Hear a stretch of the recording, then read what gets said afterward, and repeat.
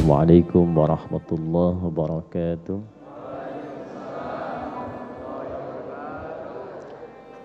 Alhamdulillahi rabbil alamin. Wassalatu wassalamu ala nabiyyina wa sayyidina Muhammadin wa ala alihi wa sahbihi wa dhurriyyatihi wa ummatihi ila yaumiddin. Amma ba'd.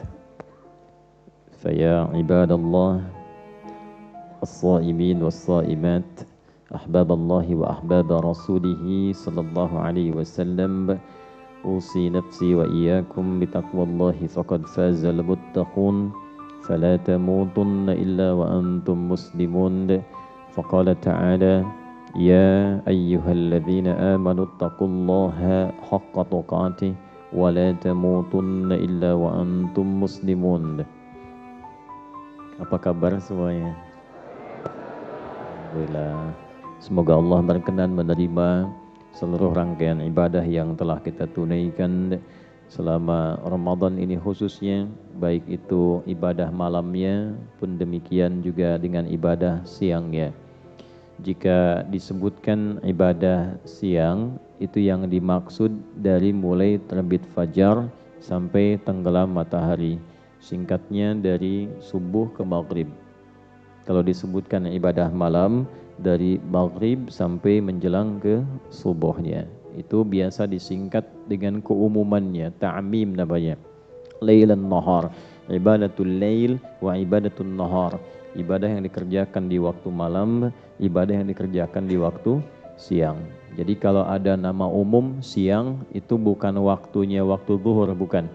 Tapi yang dimaksud ibadah yang dikerjakan dari terbit fajarnya sampai tenggelam matahari. Makanya ada istilah puasanya siang, malamnya qiyam. Siam dilakukan di waktu siang, qiyam dilakukan di waktu malam. Nah, ini harus dibaca pakai tafsir, pakai dalil. Kalau pakai terjemah nanti mulai puasanya zuhur, bid'ah nanti ya. Baik. Nah, Bapak Ibu sekalian, dalam beberapa kesempatan telah kita uraikan mengapa Ramadan ini menjadi spesial, mengapa Ramadan ini istimewa, mengapa Ramadan ini penting.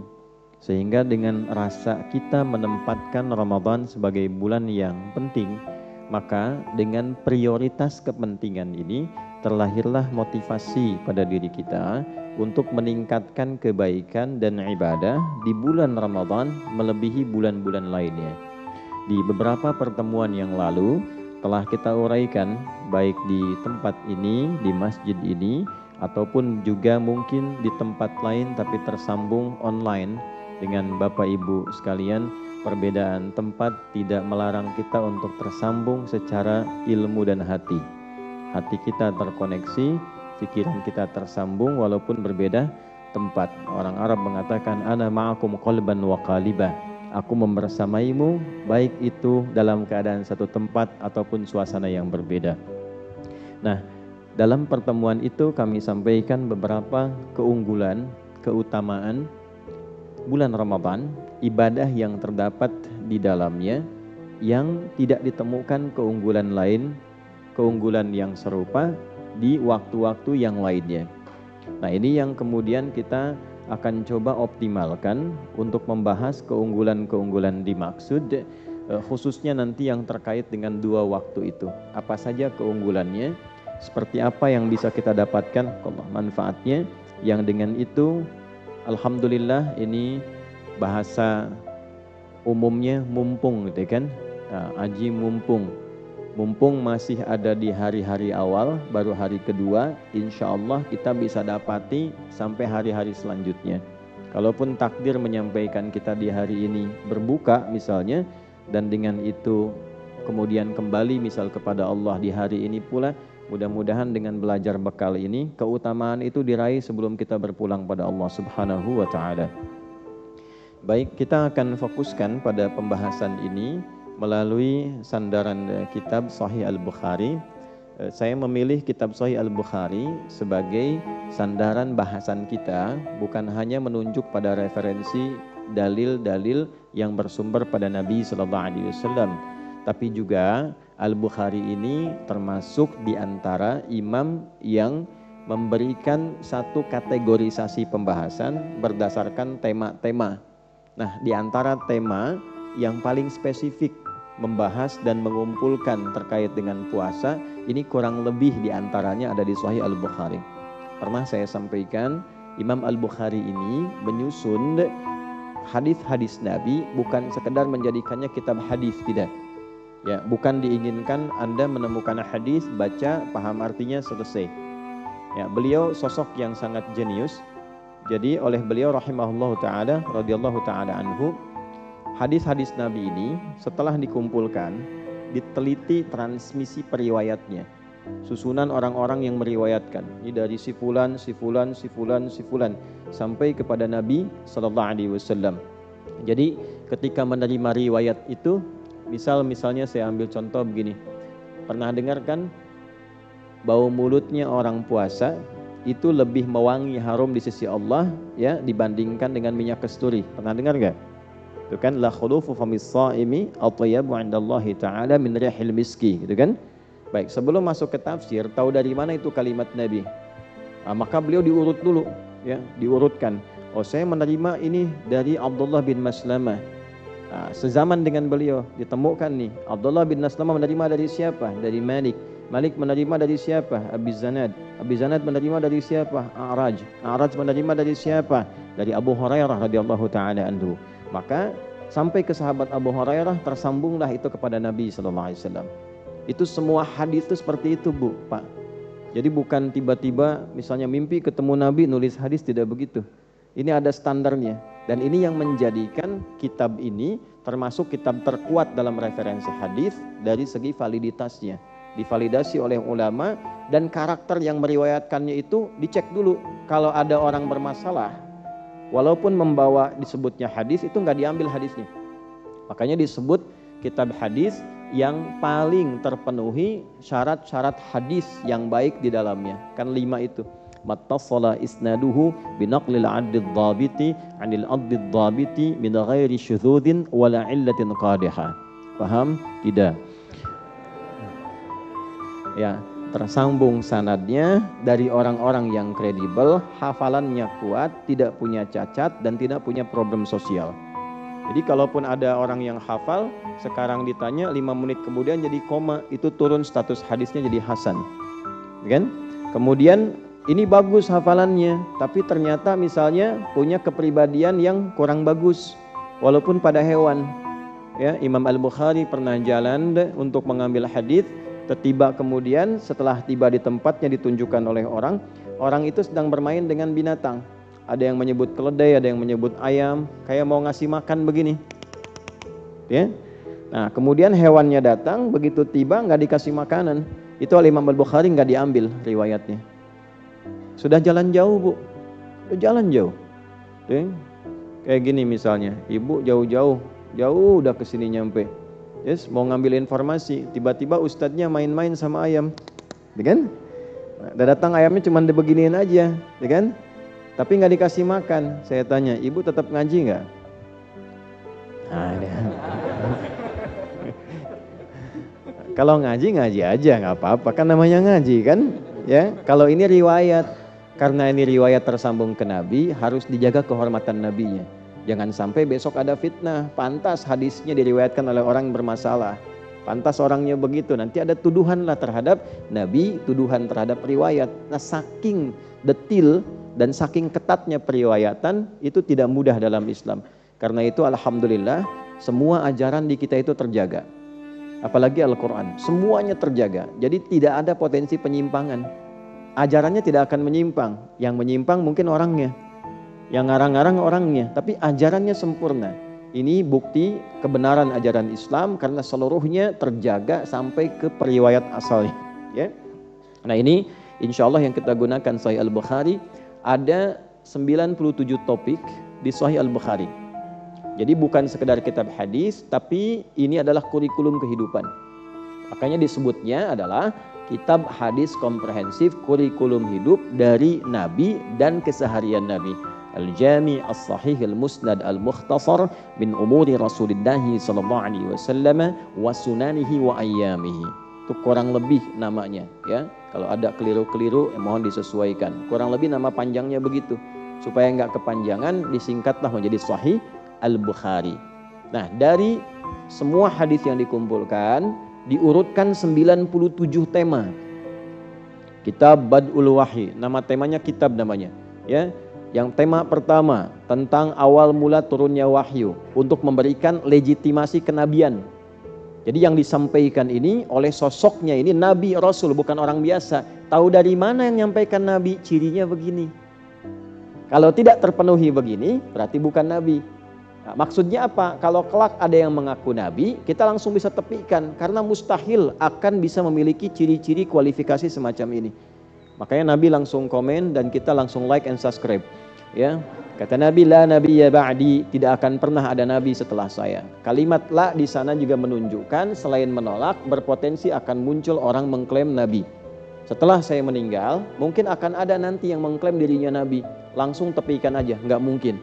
Tahu dari mana itu? Maka Imam Al-Bukhari menurunkan hadis-hadis Nabi yang disebut Nabi ini ukurannya seperti ini. Maka dibukalah kitab Bad'ul Wahyi. Setelah paham ini, kita mengerti yang nyampaikan ini, topik-topik selanjutnya itu Nabi. Bukan orang biasa. Ya, antum punya ustadz, ada kiai, ada habib yang sangat jadi panutan. Nyampaikan sesuatu, antum langsung kerjakan kan? Nah ini Nabi di atas itu semua memberi petunjuk pada kita, masa nggak kita kerjakan? Ya kan? Orang tua kita yang sangat sayang memberikan petuah, kita langsung kerjakan. Memberi nasihat kita dengar. Ini ada sosok Nabi Rasul yang mencintai kita melebihi bapak ibu kita. Melebihi bapak ibu kita. Harisun 'alaikum bil mu'minina raufur rahim. Sangat peduli pada kita. Belum lihat kita sudah minta sama Allah yang terbaik untuk kita. Saya kangen ya sama saudara-saudara saya, kata Nabi itu sallallahu alaihi wasallam dalam satu hadis riwayat yang sampai kepada kita. Ya, sahabat mengatakan, kami kan saudara-saudaramu ya Rasulullah. Bukan, kalian tuh sahabatku. Saudara-saudariku itu adalah orang-orang dari umatku yang mereka nggak pernah lihat aku, tapi mau beriman kepadaku. Dan itu didoakan oleh Nabi sallallahu alaihi wasallam, minta kepada Allah supaya umatnya dibimbing, diberikan hidayah, diberikan kebaikan. Jadi belum kenal kita, belum lihat kita, kita tak melihatnya, itu sudah peduli dengan kita. Makanya melebihi kasih sayang daripada kedua orang tua kita sendiri. Karena itu kalau Nabi ngajarkan, ngasih petunjuk pada kita tentang semua yang tema ada di sini, maka bukan sekedar didengar. Seharusnya membuat kita dengan cerdas langsung mengamalkannya. Karena itu 97 topik ini keluarkan. Karena Nabi yang bilang, ada kitabul iman, topik tentang iman. Kalau imannya pengen naik dan dijaga supaya nggak turun bagaimana? Ada 57 hadis di sini. Kerjakan ini. Kalau kata Nabi A, kerjakan. Kata Nabi B, tinggalkan, tinggalkan. Ada kitabul ilmi, topik ilmu. Gimana cara belajar supaya cepat pintar, diridhoi Allah, mudah paham, gampang mengamalkan. Ada topiknya. Nah singkatnya, di topik ke-30 dari 97 ini, ada namanya Kitabus Shaum. Topik tentang puasa. Yang kitabnya sama dengan kami ada di halaman 280, Kitabus Shaum, topik nomor 30. Nah, di topik nomor 30 ini dibagi lagi menjadi 69 subtopik. 69 subtopik ini di bawahnya ada 121 hadis. Jadi, topik nomor 30 disebutnya kitab dalam Sahih Al-Bukhari-nya. Ya, Kitabus Shaum ini untuk menunjukkan makna umumnya, nanti prakteknya disebut siam. Kan? As-siyam, as-siyam, bukan asyab. Nah. Kemudian di sini ada 69 subtopik, cabang pembahasan. Subtopik itu cabang pembahasan, judul-judul kecil, diistilahkannya dengan bab. Kemudian dari sini ada 121 hadis. Ini semua terkait dengan persoalan puasa. Ada di sini semua. Jadi kalau hadisnya dibaca, nggak akan banyak pertanyaan. Ya, di sini semua lengkap tentang cara mulainya, keutamaan puasa itu apa, bagaimana menunaikan ibadah malamnya, berapa rakaat sholat tarawihnya, kemudian saat sahur itu waktunya jam berapa kurang lebih. Lalu kalau adzan berkumandang masih boleh makan atau tidak? Kalau imsak itu prakteknya bagaimana? Terus kalau ketemu istri mau berangkat tiba-tiba salaman, batal apa enggak puasanya? Kalau dikecup batal apa enggak puasanya? Kalau kesiangan, jangan ketawa dulu ya. Kalau bangun kesiangan apakah bagaimana status puasanya? Kalau enggak sempat sahur bagaimana? Lengkap semuanya ada di sini. Menentukan awal puasa itu seperti apa? Petunjuknya ada semua. Nah, jadi kalau sudah baca ini, insya Allah tiap tahun kita tidak akan terjebak pada satu kondisi yang serupa. Ya? Tiap ada pertemuan kan pertanyaannya selalu itu, Ustadz yang betul itu tarawih 11 atau 23? Kalau 11 itu 222 ujungnya 3 atau 443 gitu kan. Terus jawabannya kan karena udah sering disampaikan akhirnya kemana-mana. Udah Bu, misalnya kan yang formasi 443 aja, kemarin juga Madrid menang misalnya kan, nah, kan udah gak nyambung tuh. Enggak juga yang dua-dua ujungnya satu tuh Liverpool ada di puncak sekarang bedanya 14 kan jadi kemana-mana kan. Nah jangan dipotong tuh videonya tuh ntar nggak nyambung. Nah, jadi bukan itu. Nah, jadi yang poin terbesarnya coba usahakan baca.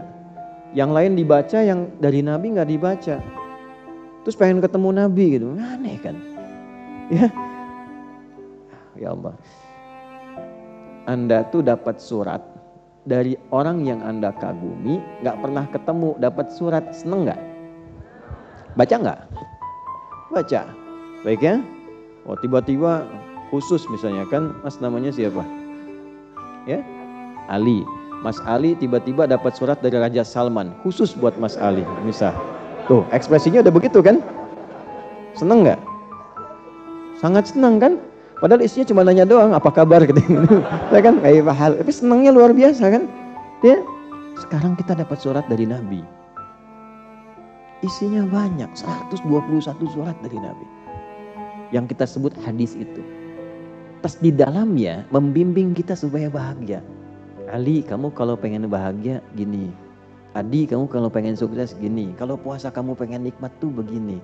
Ini yang harusnya kita baca tuh ini. Fulan kalau pengen pintar, gini cara belajarnya. Fulanah kalau kamu sering galau, pengen tenang, ini obatnya begini. Kamu kalau sama anak begini, solusinya begini. Kalau orang tua begini, ini jawabannya. Ya, itu yang ditampilkan.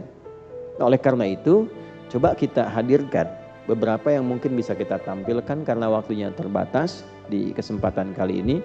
Insya Allah kita akan mengaji beberapa yang utama dalam Ramadan, apa yang paling utamanya, sehingga yang utama ini kalau kita kejarkan level atas, kalau nggak sampai nyangkutnya kan masih di yang sedang-sedang, tuh kan? Makanya kan rumusnya begitu. Kalau sedang kuliah, teman-teman mahasiswa langsung pasang target IPK 4, nggak usah pakai amin, langsung IPK 4, ya. Nah, nanti effortnya pun akan besar, usaha kita akan tinggi mewujudkan itu. Kalau nggak nyampe, jelas nyangkutnya 3,9, 3,8, 3,7. Ini masang 3, itu kan? Nyangkut 2,7, alhamdulillah katanya, nggak pakai, paling tinggi. Sama ke surga juga, targetnya Firdaus, ya kan? Targetin Firdaus paling tinggi, tingkat paling tinggi. Jadi kalaupun nanti amalannya tidak cukup ke situ, misalkan, itu sudah ditambah dengan macam-macam ya, dengan rahmat yang lain, amalan lain belum cukup ke situ ya, maka nyangkutnya jelas mungkin di surga Aden, Jannatun Naim ya. Tapi kalau pasang targetnya yang penting surga dah gitu kan ya, mau di mana aja, kelas yang kecil juga nggak apa-apa ya, kalau nggak nyampe kan susah udah kan. Nah itu yang coba kita hadirkan. Yuk fokus pada pembahasan, waktu kita singkat. Amalan utama di bulan Ramadan. Jemaah sekalian, seperti diketahui dalam pengantar tadi bahwa amalan-amalan Ramadan dibagi pada 2 waktu secara umum. Ada amalan yang dikerjakan di waktu malam, kan? Ini disebut dengan ibadatul lail. Saya tulis sini ya, ibadatul lail. Ada ibadah yang dikerjakan di waktu siang, ibadatul nahar ya. Ini amal Ramadan. Baik. Di antara sekian amalan ini ada beberapa amal-amal yang utama. Amal utamanya dibagi dua. Ada yang berupa, ini kita turunkan ke sini dulu, amal utama. Ada yang berupa amal utama itu berupa perintah. Ada juga sifatnya yang berupa larangan.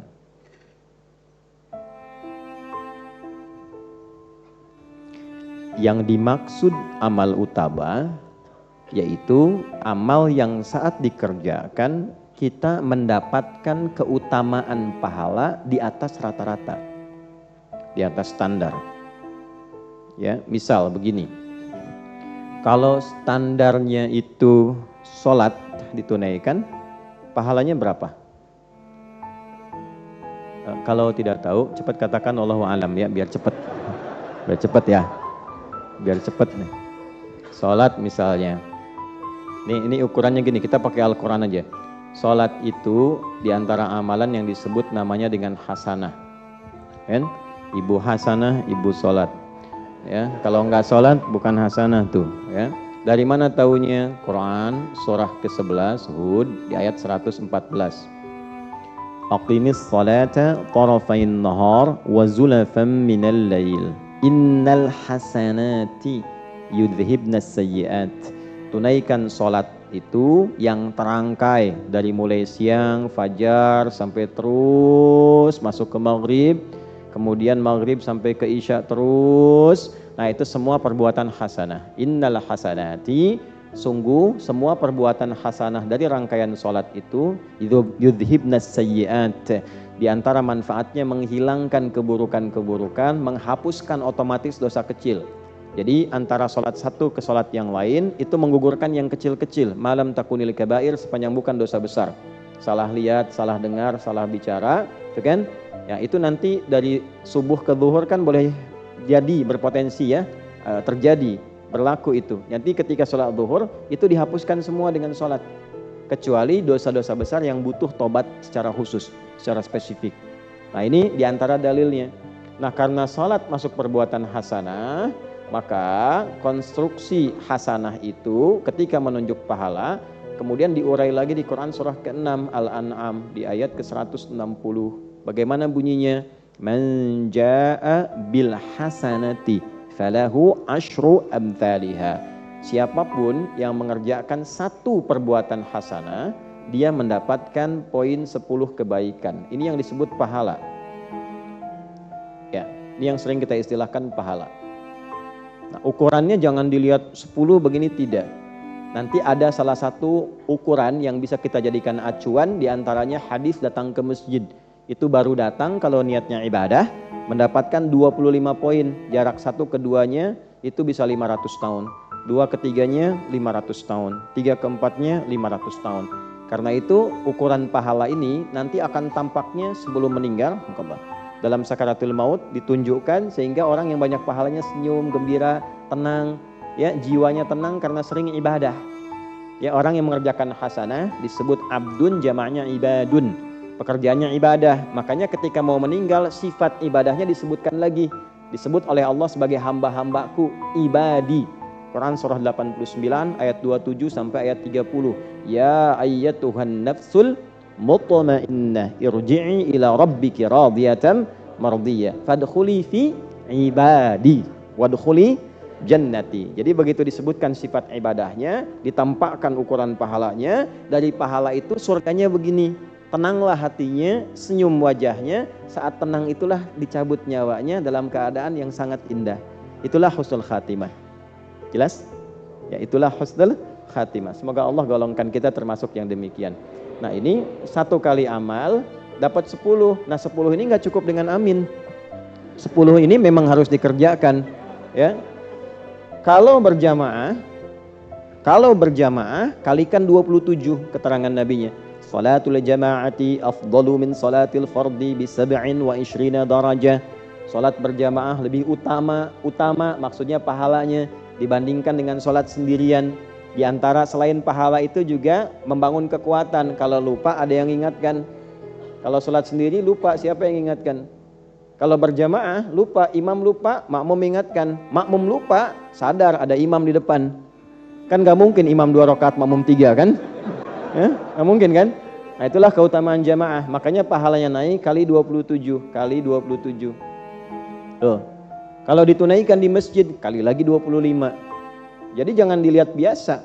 Banyak dicatat. Iqra kitabak. Kafa binafsika al-yawma 'alaika hasiba. Nanti hari kiamat baca tuh bukumu, catatanmu, rapot kamu itu. Ditampakkan saat akan meninggal. Ya nggak bisa lihat sekarang. Pengen meninggal kalau belum waktunya juga nggak bisa. Jadi begitu nanti mau meninggal ini tampak. Al-Quran lebih banyak lagi 1 huruf. Ya, makanya kalau orang nggak sholat tuh rugi. Karena dalam sholat kan baca Al-Quran juga. Ya, jadi sholat tuh pahalanya banyak itu. Itu hitungan 10 itu baru sholatnya. Belum bacaan Qurannya, belum zikirnya, belum doanya. Jadi kalau nggak sholat rugi. Makanya pengantar sholat itu kebahagiaan dan kesuksesan. Hayya 'alal falah. Supaya engkau bahagia, supaya sukses. Nggak sholat tuh pasti nggak bahagia itu. Jadi kalau keluarga pengen bahagia, pelihara sholat. Rumah tangga ingin bahagia, tenang, pelihara sholat.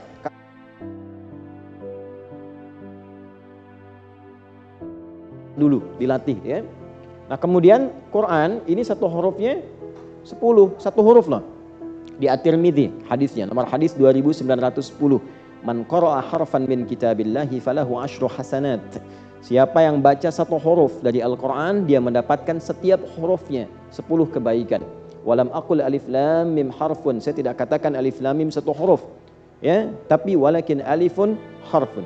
Lamun harfun. Mimun harfun. Alifnya 1 huruf, lamnya 1 huruf, mimnya 1 huruf. Walikulli harfin 10 hasanat. Setiap hurufnya 10 kebaikan. Jadi kalau kita sempat tilawah misalnya baca alif lam mim sebegini, ya. Nah itu dihitungnya bukan 1 huruf ini. Ini sudah 1 huruf, lam 1 huruf, mim 1 huruf. Jadi kalau 1, 2, 3 kali 10 berapa? Udah 30 setiap hurufnya. Ini yang melihat secara tekstual. Yang membaca dengan ilmu lagi, ada ilmu keempat dalam gramatikal bahasa Arab. Jadi ada 4 turunan ilmu plus adab yang kelima. 1 itu nanti ada nahwu, 2 ada saraf. Ya, nahwu dengan saraf digabungkan nanti 1002 bait di Alfiyah, ditambah dengan balaghah 3 cabang ilmu, ma'ani, bayan dan badi'. Yang keempat namanya arud. Arud ini nanti ada 16 turunan cabang ilmunya, disebut dengan bahar namanya. Selain untuk menguasai perbedaan antara syair dengan Al-Quran, rasa feel kenikmatan Quran dengan irama-irama lain, juga menunjukkan kepada kita cara membaca huruf. Di ilmu arud itu, apa yang disebutkan maka hurufnya dihitung jumlahnya berdasarkan bunyi, bukan tulisan. Misalnya, ini huruf apa? Alif, maka ditulisnya begini. Tuh. Jadi nggak pakai O, ini begini tulisnya. Ya, kalau O nanti O alif, gitu kan? Alif ini kan sudah berapa huruf lagi? 3 kan? Nah jadi dari sini tuh bisa 3. Nah ini apa? Bukan, ini hamzah. Tuh ada kepalanya. Hamzah tuh berapa huruf gitu ya. Nah 1, 2, 3, 4. Maksudnya apa? Orang yang tidak pernah berhitung dengan amalannya, Allah berikan pahala tanpa hitungan. Tapi kalau Anda menghitung, diberikan sesuai hitungan. Masya Allah Ramadan, 1 hurufnya 10 nun. Dah 10 gitu ya. Nah ini dikasih hitungan. Nah ini. Nah sekarang gambarannya demikian. Ada yang di atas ini standar, ini baru standar Bu, Pak, ini standar. Di atas standar tak terhitung. Nah orang yang bisa mengoptimalkan Ramadan dengan baik, itu ada amalan-amalan yang saat dilakukan, itu ukurannya tidak mengikuti standar. Ukurannya langsung Allah yang kasih, sekehendak Allah. Sekehendak Allah. Yang biasanya 10 tiba-tiba bisa 1 juta, mungkin terjadi. Ya, itu hanya Ramadan. Dan hadisnya nanti kita temukan di topik yang topik yang kedua dalam bahasan Kitabus Shaum, di topik ke-30 ya, di subtopik nomor yang kedua, namanya Bab Fadlus Shaumi. Bab Fadlus Shaumi, halaman 281, hadis nomor 1894 dalam Sahih Al-Bukhari. Ya, Imam Al-Bukhari rahimahullahu taala mengatakan haddatsana Abdullah bin Maslamah an Malikin an Abi Zinad an al-A'raj an Abi Hurairah radhiyallahu taala anhu anna Rasulullah sallallahu alaihi wasallam qala as-siyamu junnatun fala yarfuth wala yajhal wa in imru'un qatalahu aw syatamahu falyaqul inni sha'imun marrataini والذي نفسي بيده لخلوف فم الصائم أطيب عند الله تعالى من ريح المسك يترك طعامه وشرابه وشهوته من أجلي الصيام لي وأنا أجزي به والحسنة بعشر أمثالها. Ya, puasa itu kalau benar ditunaikan, kata Nabi, akan membentuk perisai dalam tubuh kita yang selalu mencegah dari perbuatan maksiat. Ya, makanya saat puasa kan dilatih meninggalkan maksiat dan meningkatkan taat. Meninggalkan maksiat, meningkatkan taat. Orang puasa nggak ada yang mau maksiat. Ya, korupsi libur tuh saat puasa. Ya kan? Mau bohong aja nggak mau kan? Ah, biasanya kamu gini, puasa, ya kan gitu kan? Nah, itu dilatih. Nah, nanti setelah latihan itu terbentuk karakter moral namanya. Di sini karakter moral, di sini karakter intelektual, di sini karakter kinerja. Jadi kalau moralnya sudah bagus, intelektualnya akan dipandu menjadi ilmu yang baik. Kenapa orang pintar tapi tidak baik? Karena moralnya nggak bagus. Nah, puasa itu membentuk karakter moral. Karena itu dilatih, nggak mau berkata yang kotor, tidak berbuat yang tidak pantas, gitu kan? Ada orang provokasi, dia katakan pada dirinya, saya sedang puasa. Tuh kan, diprovokasi, mau buka jam 6:15, jam 6 orang provokasi, ya kan? Saya sedang puasa. Nggak dibalas mas, tar habis maghrib. Nah, kan? Tapi maksudnya mengendalikan diri, habis maghrib kan lupa, sayang kan pahala saya hilang gitu. Tahan. Ya, kalau ada orang provokasi dia katakan pada dirinya saya sedang puasa. Kalau orang bisa begitu, lisannya ditata sampai ke ujung kakinya, dari kepala sampai ujung kaki, itu dimuliakan oleh Allah, diberikan ciri saat bangkit di hari kiamat. Jadi begitu meninggal, dibangkitkan di hari kiamat, cirinya di lisannya langsung keluar bau harum. Di lisannya keluar bau harum. Begitu bangkit, di lisannya keluar bau harum. Karena nanti saat bangkit tuh banyak yang komen. Ya laitani kuntu turaba, kata yang kafir satu. Ya terjadi juga, mendingan saya jadi tanah aja, nggak usah jadi manusia, takut dihisab. Yang satu bilang gini, yang satu bilang begitu, ya kan? Saya lihat wajah Firaun kemarin di Mesir tuh udah ketakutan nih begini, matanya melotot, mulutnya ngangap gini. Ya, nggak percaya sana aja tuh antum. Ya, saya udah kunjungi. Jadi membuktikan betapa benarnya Al-Quran. Dan di Quran disebutkan bukan tunggal, ala Firaun. Satu keluarga besar, koleganya Firaun. Pengawalnya, algojonya ini. Jadi kita masuk museum itu Bapak Ibu sekalian. Jadi kalau ada waktu, insya Allah diberikan waktu, kesempatan, rezeki ke sana. Ya, makanya kalau maaf ya, saya lompat sedikit, kalau rihlah jalan, coba cari ke tempat-tempat yang meningkatkan ilmu, menguatkan iman. Ya, bukan hanya menghabiskan uang. Ya, sayang apalagi membangkitkan nafsu, yang begitu tuh udah nggak zamannya, tinggalkan. Cari tempat yang membuat kita lebih pintar, iman kita menguat. Jadi begitu masuk, itu keluarga besar Firaun, Bu. Bapaknya Firaun, ibunya Firaun, kakeknya Firaun, neneknya Firaun, generasi ini. Kemudian pengawalnya Firaun. Ini si fulan yang pengawal paling hebat disebutnya, itu yang tenggelam semua itu ada. Ya, rata-rata dikumpulkan. Jadi sekarang dikumpulkan jadi satu tempat, di satu museum. Jadi begitu masuk tuh langsung diarahkan, kelihatan oh ini yang ibunya Firaun, ini yang istrinya Firaun, ada. Jadi betapa kalau sudah ditunjukkan kebenaran Quran langsung di hadapan mata kita, itu kalau belum beriman keterlaluan. Tampak loh di hadapan mata itu. Nah, kalau sudah beriman, tidak tergetar untuk mendekat kepada Allah, keterlaluan juga. Nah, maka dari itu ketika kembali kepada kita dalam bahasan puasa ini, ya, maka perhatikan kalimatnya. Ketika dibangkitkan di hari kiamat, keluar mewangi di lisannya. Ya, bukan karena nggak sikat gigi, bukan. Karena dia tahan lisannya. Ini maknanya ini, ya, makna terdalamnya, karena dia menahan lisannya dari perbuatan kotor. Ya, orang-orang yang nggak pernah berkata kotor, kata-katanya selalu lembut, selalu baik, itu wangi di hadapan Allah. Karena itu ketika dibangkitkan, hasil ibadah di lisannya ini diberikan apresiasi, keluar bau harum. Itu maksudnya. Ya, paham ya? Jelas ya?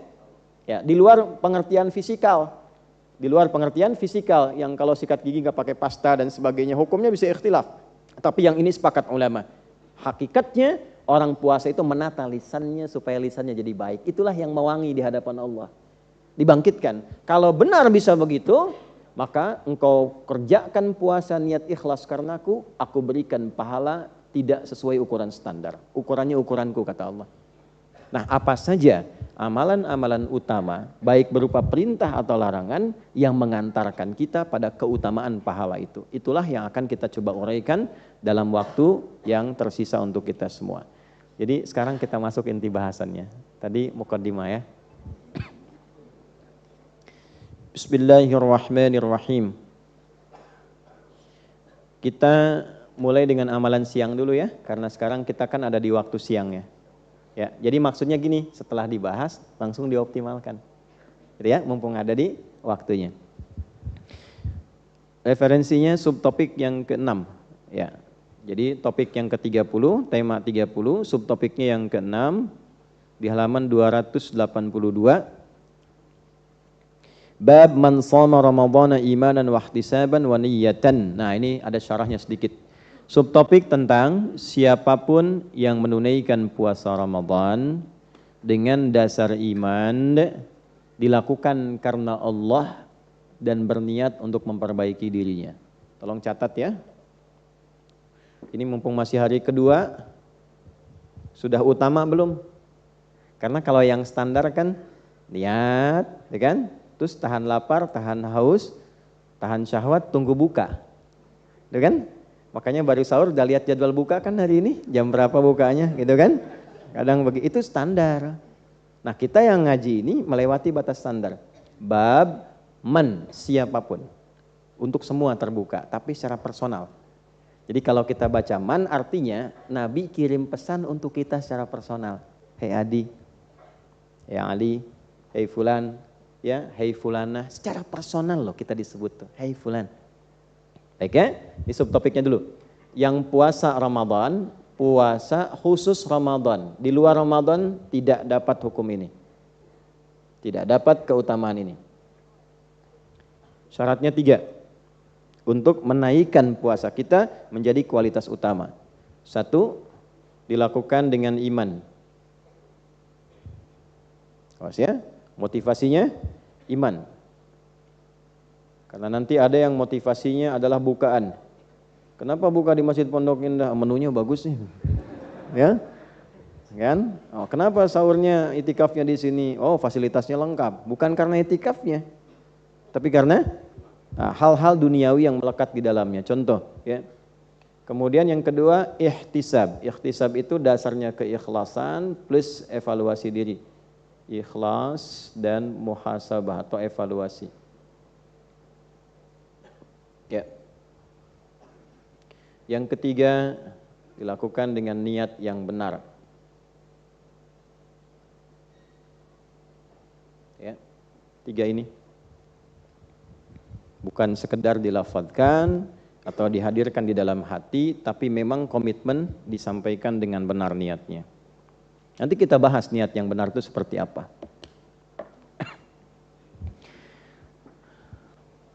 Sudah? Waqalat Sayyidatu Aisyah radhiyallahu taala anha, dan pernah menyampaikan tambahan keterangan Sayyidah Aisyah radhiyallahu taala anha anin Nabi sallallahu alaihi wasallam, dari Nabi sallallahu alaihi wasallam, ini tentang keutamaan niat ini.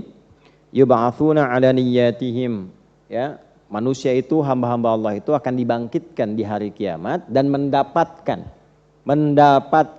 bagian tempatnya di akhirat, ya, itu sesuai dengan niatnya masing-masing. Jadi kalau beramal di dunianya niatnya untuk dunia, nggak ada tempat di akhirat dalam surganya. Ya, karena untuk masuk ke dalam surga itu mesti ada niat yang menyertai amalan dunia itu dengan niat akhirat yang disebut ibadah itu. Ya, bukan sekedar ibadah ritual yang kita salat, kita puasa, kita baca Al-Qur'an. Sama antum yang belajar di kampus niatnya apa? Ya, kalau antum niatnya dapat ijazah aja, pahalanya nggak ada. Nggak dicatat pahala tuh. Nggak ada pahalanya. Ibu, bapak merawat anak karena apa? Ingin jadi dokter, jadi insinyur, jadi insya Allah. Tapi nggak dapat hasil akhiratnya di situ. Ngedidik anak, gitu kan? Berangkatnya, cari hartanya, nggak ada nilai akhiratnya. Faja'alnahu haba'an manthura. Jadi debu berterbangan. Ya, itu di Quran di surah ke-25 ayat 23. Wa qadimna ila ma 'amilu min 'amalin faja'alnahu haba'an manthura. Kalau ada orang yang orientasinya dunia saja, dikasih oleh Allah dunia. Antum pengen jadi arsitek dunia. Tapi kalau diniatkan dengan itu sambil ibadah, untuk menaati Allah, mengagumi kebesaran ciptaan Allah, ya, membuat sesuatu yang Allah ridha, merancang masjid, membuat jalan di teknik sipil supaya orang bisa lewat dengan nyaman, orang bisa ke masjid, orang bisa kenal Allah. Dengan niat demikian, itu setiap orang lewat, pahalanya antum ditulis. Coba yang bikin pipa wudhu itu, niat ibadah enggak? Kalau diniatkan ibadah, berapa banyak orang wudhu di situ? Antum kerjaannya apa itu? Nah itu dibangkitkan tuh hasilnya dari situ. Jadi sayang kalau investasi dunia itu enggak ada iringan akhiratnya itu. Dapatnya dunia, jangan khawatir. Wa minan nasi may yaqulu rabbana atina fid dunya. Udah, diam dulu, ya. Bukan itu. Bukan. Wa ma lahum fil akhirati min khalaq. Ya, itu ayat 200-nya. Dan ada di antara manusia itu yang orientasi hidupnya duniawi. Yang penting dunia. Akhiratnya enggak dapat. Tapi ada orang yang cerdas karena tahu akan meninggalkan dunia dan tahu dunia bukan tempat tinggal tapi tempat meninggal, ya, maka dia gunakan dunia untuk investasi akhirat. Wa minhum may yaqulu rabbana atina fid dunya hasanah. Tuh, cari hasanah. Wa fil akhirati hasanah wa qina adzabannar. Jadi dia bekerja di dunia juga, cuma dia mengkonversikan kegiatan dunianya supaya punya nilai akhirat. Kerjanya tetap di situ. Yang baik. Belajarnya tetap belajar, cuma dia niatkan. Nah, niat ini pembedanya yang menjadikan arah vektor kegiatan kita itu benar di hadapan Allah. Itu poinnya. Jelas ya? Baik, nah sekarang ayo kita baca hadisnya. Nomor hadis 1901. Qala al-Imam al-Bukhari rahimahullahu taala, haddatsana Muslim ibnu Ibrahim, haddatsana Hisham, haddatsana Yahya an Abi Salamah an Abi Hurairah radhiyallahu taala anhu, anin Nabi sallallahu alaihi wasallam. Itu sanadnya dari Nabi sallallahu alaihi wasallam. Qala, beliau menyampaikan. Perhatikan kalimatnya. Man qama lailatal qadri imanan wa ihtisaba, ghufira lahu ma taqaddama min dhanbi. Sekarang amalan siang. Man shama ramadhana imanan wa ihtisaba, ghufira lahu ma taqaddama min dhanbi. Keutamaan tiga hal ini menghasilkan sesuatu yang melebihi batas pahala standar. Jadi kalau benar mengerjakan puasanya dengan tiga unsur ini, maka yang diberikan oleh Allah pertama kali ampunan dari semua dosa yang pernah dikerjakan. Ampunan dari semua dosa yang pernah dikerjakan. Semua dosa. Ya, dari ujung kepala sampai ujung kaki. Ma itu tanpa batas, insya Allah. Siapa yang nggak punya dosa, terus boleh menilai dirinya. Ya, saya punya keyakinan setiap kita kan kesimpulannya pasti sama tuh. Bekalnya sedikit, amal solehnya sedikit, amal salahnya banyak. Tapi cita-citanya kan surga Firdaus kan. Sama kita semua begitu. Dan nggak ada satupun hamba hidup yang merasa nggak punya dosa tuh nggak ada. Nah sekarang pertanyaannya, pengen satu tempat terbaik, tapi dosa bergelimang, cara menghapusnya bagaimana? Nah, makanya hal pertama yang harus kita hadirkan ketika masuk Ramadan itu bersyukur dulu sama Allah. Karena dikasih kesempatan menggugurkan kotoran-kotoran yang melekat dalam tubuh kita itu. Yang belum tentu orang dapat, ya dari sekian orang yang hidup sampai sekarang. Bahagia, semua bahagia. Ramadan itu unik Pak Ibu, sesuai dengan apa yang Quran sampaikan. Semuanya ikut senang. Jangankan orang Islam, yang non-Muslim pun senang dengan datang Ramadan. Ya, bahkan memviralkan Ramadan datang. Kemarin sedang isbat, apakah yang meliput semua Muslim? Belum tentu. Media-medianya punya orang Islam, belum tentu. Tapi kan orientasinya beda-beda. Saya senang karena jualan pasti akan meningkat, gitu kan? Senang karena faktor begini, senang karena faktor begitu. Semua senang dengan Ramadan. Tapi di antara sekian yang senang itu ada yang terpilih oleh Allah. Dia menunaikan puasa dan dihilangkan semua sifat-sifat keadaan buruknya, dosanya digugurkan oleh Allah. Apa keuntungannya ketika dosa gugur? Kalau ajal tiba bersamaan dengan dosa semua dihilangkan, maka bersih kita. Pulangnya insya Allah selamat. Itu yang mahal tuh itu. Nah, jadi nanti ada berkah untuk dunia, ada pahala untuk akhirat.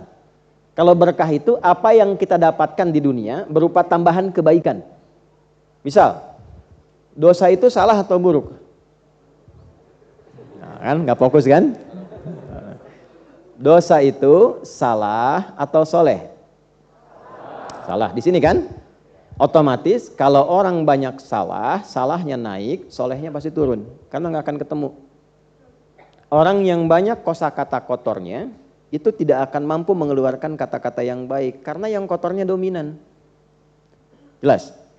Sebaliknya, kalau yang ini kita hilangkan, pasti yang solehnya akan naik. Jadi kalau pulsa yang kotornya hilang, yang baiknya pasti akan muncul. Maka keberkahan di dunia bagi orang yang diampuni dosanya, secara otomatis akan merubah dia menjadi orang baik. Karena sifat-sifat yang jelek pada dirinya, itu digugurkan oleh Allah.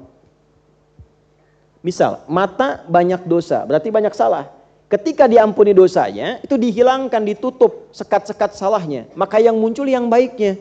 Maka keluarlah fungsi mata yang terbaik. Dia melihat yang baik, menatap yang mulia. Demikian sampai ke lisan, sampai ke ujung kaki. Jadi keberkahan dari ampunan dosa yang Allah berikan bisa merubah seseorang menjadi orang baik, singkatnya begitu. Coba lihat, silahkan lihat. Orang-orang yang diampuni dosanya oleh Allah, dia bertaubat, kan? Silahkan Anda cek siapapun profilnya, pasti jadi orang baik. Ya, siapa yang nggak pernah dengar Abu Dzar Al-Ghifari misalnya, Jundub bin Junadah, baca sirahnya, baca perjalanan hidupnya, baca kisahnya, dia bisa keluar dari dunia gelap menjadi satu cahaya yang terang benderang. Ya, jadi ustadz, jadi kiai, jadi periwayat hadis, yang asalnya seorang ketua begal. Ya, dan keluar dari dunia itu menjadi sesuatu yang sangat terpuji. Sahabat-sahabat mulia sampai sekarang yang dikenalnya yang baik-baik saja. Tidak harus jauh-jauh ke sana. Orang-orang sekitaran kita mungkin pernah ada yang disebut dengan ini dunianya begini, perilakunya begini. Tapi ketika dia bertobat dan diterima tobatnya, digugurkan dosanya, semua orang berubah menilainya. Ya, orang baik ini. Dan ketika jadi orang baik, yang jeleknya itu ketika disebut bukan untuk menjelekan, tapi menjadi hikmah pelajaran. Jadi baik lagi. Itulah keberkahan yang bisa didapatkan oleh orang yang mendapatkan ampunan Allah. Ramadan itu sehari aja puasa. Puasanya benar, dosa gugur. Sehari aja. Dosanya gugur. Tandanya apa? Akan merubah keadaan diri kita dari ujung kepala sampai ujung kaki jadi baik semua. Kemarin udah sehari puasa tuh. Pengaruhnya bagaimana? Coba cek matanya. Cek telinganya. Cek lisannya, ada perubahan nggak? Nah, kita bisa ukur. Jadi kalau ada yang belum berubah sepenuhnya, nah berarti ada yang masih dibutuh hari kedua. Hari ini benar nggak puasanya? Nanti hari ketiga cek lagi sampai betul-betul merasakan keluar dari kegelapan, lahir seperti fitrah lagi. Kan begitu kan? Seperti dilahirkan kembali kan? Dilahirkan kan nggak bawa dosa. Makanya orang senang semua lihat anak kecil. Walaupun dari rahim siapapun dia terlahir. Ya, pengennya meluk, pengennya gendong, anak siapapun dia. Ya Allah, lucu banget. Masih belum balik tuh lucu semua. Gemuk pun lucu. Kamu tuh gemuk banget, cabi pipinya. Coba kalau udah dewasa gemuk tuh. Masih bisa bilang gitu. Bapak lucu banget. Nggak ada tuh. Nggak ada. Nah itu. Jadi keberkahan dunianya, ya kalau seorang suami, istri, ayah, ibu, anak, sebagai pegawai, pejabat, pengen baik, puasa yang benar, pasti baik. Jadi berkahnya Ramadan, kalau semua kalangan orang beriman, puasanya benar, jadi baik. Dan kebaikan itu auranya akan menyebar pada lingkungan kehidupan kita. Pejabat semua puasanya benar, jadi pejabat yang baik. Rakyat puasanya benar, guru benar, mahasiswa benar, semua benar, pedagang benar, gak akan ada yang nipu. Akan jadi baik semua. Nah ini, anugerah ini hanya didapatkan saat Ramadan. Bukan pada yang lain. Kalau meninggal dalam puasa seperti ini, dosa sudah habis, plus punya pahala walaupun mungkin baru sejam puasa. Tapi dosa udah gugur. Karena 3 ini dikerjakan. Maka dapat tambahan pahala 1 jam, dosa sudah habis. Itu potensial surganya tinggi. Dengan rahmat Allah Subhanahu wa ta'ala. Dan itu terjadi Ramadan, tidak harus sebulan. Setiap hari kita menjalani puasa diberikan karunia itu. Hanya pertanyaannya, apakah semua yang puasa Ramadan menunaikannya dengan 3 syarat utama ini? Ya. Kalau mau standar, dapat biasa, dapat. Tahan, lapar, haus, ini dapat. Tapi kalau kita pengen yang ini, kita turunkan. 1, imanan. Dia tunaikan puasa dengan penuh keimanan. Bagaimana menunaikan puasa dengan penuh keimanan? Pelan ya. Bapak Ibu sekalian, menunaikan satu amal, khususnya di sini terkait dengan puasa, yang didasari dengan satu iman, maka tafsir dari para ulama memberikan 2 petunjuk. 1, dikerjakan karena iman itu maksudnya dikerjakan untuk menaati Allah Subhanahu wa taala. Tujuan puasanya lillah. Saya tanya pada semuanya, menunaikan puasa ini karena kewajiban atau karena Allah? Ayo, pelan-pelan dulu jawabnya. Tarik napas dulu, pelan-pelan. Pikirkan dulu. Alhamdulillah. Ya, saya ulangi ya, tanyakan pada diri kita. Kita mengerjakan puasa Ramadan ini karena kewajiban harus puasa atau karena Allah? Ini kan? Baik ya. Nggak usah ada cabang-cabangnya, udah itu ya, itu dulu. Karena nanti kewajiban itu kan dibukanya dengan iman. Ya ayyuhalladzina amanu kutiba alaikumus, ya kan? Nah, kenapa jadi kutiba coba Bu Pak di situ? 1 juta, nggak serius, 5 juta, waktu habis, habis waktunya, lambat. Kenapa kutiba bukan kataba? Ya betul, kalau kutiba bentuk pasif majhul, betul. Kataba bentuk aktif maklum. Kalau kataba itu mesti ada subjeknya. Makanya kalau dibaca di luar Quran bentuknya begini, kataballahu alaikumusiyama, Allahnya masih muncul. Tapi kalau kita robah ke dalam bentuk pasif, seperti ayat ini telah menunjukkan pada kita, kutiba, maka tidak perlu subjek lagi. Kata Allahnya dihilangkan di situ, kutiba alaikumusiyam, makanya diterjemahkannya diwajibkan atas kalian menunaikan apa? Puasa. Siapa yang mewajibkan itu? Dari mana taunya? Bukan dari iman. Bukan karena Qurannya. Quran gak nyebut di situ. Karena dibuka dengan kalimat ya ayyuhalladzina amanu. Karena sudah ada iman dalam diri kita, iman itu meyakinkan yang memerintahkan pasti Allah bukan yang lain. Nah, karena itu bagi orang beriman dia nggak harus tanya lagi siapa yang perintahin. Kenapa harus diwajibkan? Ya, karena ada iman. Ketika iman itu sudah ada, maka dia berkata, sami'na wa ata'na. Setiap saya dengar, saya langsung taati. Makanya ayatnya dibuka dengan kalimat iman. Amanar rasulu bima unzila ilaihi min rabbihi wal mu'minun. Kullun amana billahi wa kemudian la nufarriqu baina ahadim mir wa qalu wa. Nah, itu yang dimaksud kalimat ya ayyuhalladzina amanu kutiba alaikumusiyam. Makanya sahabat ketika ayat itu turun gak banyak tanya. Mereka senang, sami'na, kami dengar ya Allah. Tuh, kaget. Ya? Sami'na, kami dengar ya Allah, wa ata'na, langsung kami kerjakan. Jadi ciri yang pertama, ketika semua ibadah dilandasi dengan iman, dia menyertakan, kalimatnya perhatikan baik-baik, dia menyertakan dasar iman ini karena Allah dalam jiwanya. Bahasa singkatnya, dia mengerjakan puasa ini untuk menaati Allah. Dipersingkat lagi karena Allah lillah. Kalau Allah nggak perintahkan, saya nggak akan kerjakan. Saya nggak peduli mau dapat makanan enak, mau tidak, mau dijanjikan apa, mau tidak peduli. Yang penting Allah yang perintahkan. Mau diminta apapun sama Allah, saya kerjakan. Mau dilarang pun saya tinggalkan. Yang penting Allah, saya punya Allah itu. Bu, latihan ini penting sekali Bu. Jadi bagian pertama ini manfaat dunianya begini, untuk menanamkan pada diri kita Pak, nanti rasa punya Allah.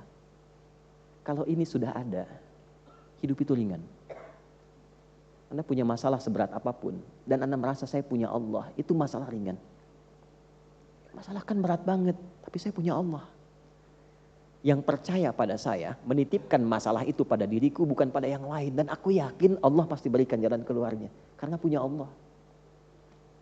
Itu yang sekarang kurang dirasakan oleh kebanyakan orang yang mengatakan saya Muslim. Imannya kurang, perlu dicas lagi. Kalau merasa punya Allah, gak mungkin berbuat maksiat, gak mungkin korupsi, gak mungkin menipu, gak mungkin mencela. Karena tahu Allah mengawasi. Ya. Kalau merasa punya Allah, keluhannya akan sedikit. Karena merasa saya punya Tuhan yang pasti menyelamatkan saya, menolong saya. Iyyaka na'budu wa iya, yang sudah berjanji kalau saya menuhankannya, menyembahnya, dia pasti akan tolong saya. Punya gak rasa begitu? Kenapa ketika kesulitan itu banyak mengeluh? Kenapa gak kita kembalikan kepada yang menitipkan? Karena ini punya Allah. Belum apa-apa udah bikin status. Kenapa aku yang diuji ya? Yang bisa doakan tolong aminkan.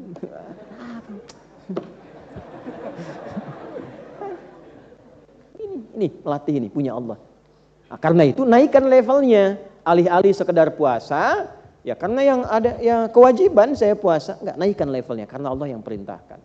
Nih, itu imanan namanya. Mau bukanya pakai apa, sahurnya pakai apa, walaupun cuma minum air putih, alhamdulillah, susu. Air putih kan? Ya. Kalaupun minum air yang bening, alhamdulillah. Satu kali minum, alhamdulillah. Begitu baru minum, Allahu Akbar, sudah berhenti. Kalau sudah adzan nggak boleh makan minum ya, nggak boleh. Ini sudah ijma' ulama berdasarkan ayat. Ya, jadi nggak ada yang bisa menyelesaikan, bukan ikhtilaf. Kalau sudah adzan masuk subuh nggak boleh makan minum lagi. Dalilnya satu Quran, Al-Baqarah ayat 187. Wa kulu washrabu hatta yatabayyana lakumul khaytul abyadu minal khaytil aswadi minal fajr.